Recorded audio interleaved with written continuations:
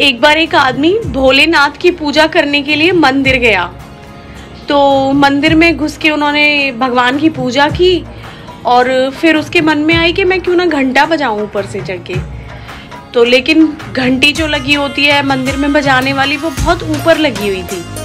तो वो आदमी बड़ा परेशान हुआ। उसने 2-4 बार इधर उधर देखा लेकिन वो घंटी नहीं बजा पाया।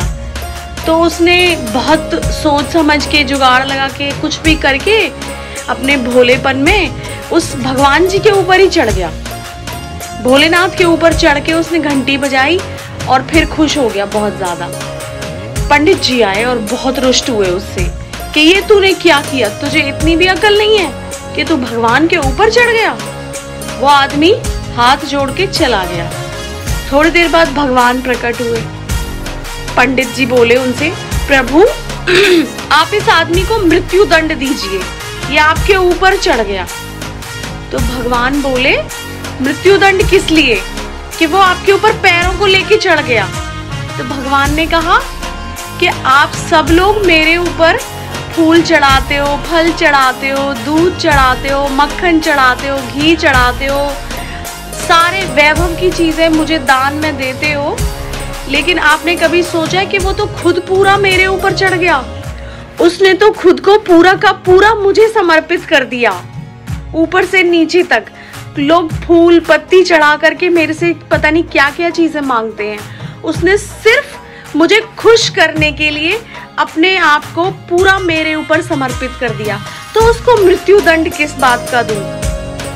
तो पंडित जी की बोलती बंद हो गई। से ये कहानी ना मुझे मेरे बचपन से पापा सुनाते थे। तो मैं बस आपसे ये कहना चाहती हूँ कि पूरी दुनिया में बस एक भोलेनाथ हैं जिनकी भक्ति के लिए कोई नियम कानून नहीं होता, इसीलिए तो उनको भोलेनाथ कहते हैं, भोले लोगों के।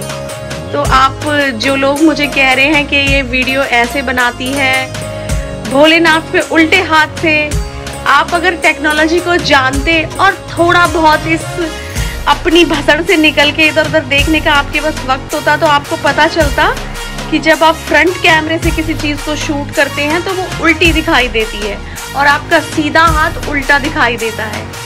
ये बात मैंने सिर्फ आपको इसलिए बताई कि थोड़ी बहुत पूजा का ज्ञान मुझे भी है। मैं बहुत ज्ञानी नहीं हूँ, बहुत बड़ी भक्त भी नहीं हूँ, क्योंकि मेरे पास मेरे बच्चों को संभालने का भी टाइम है, उनके लिए भी मैं वक्त निकालती हूँ, मेरे घर के कामकाज भी। अभी मैं इतनी फ्री नहीं हूँ कि मैं भगवान की भक्ति में अपने आप को लीन कर दूँ, लेकिन इतना अच्छे से जानती हूँ।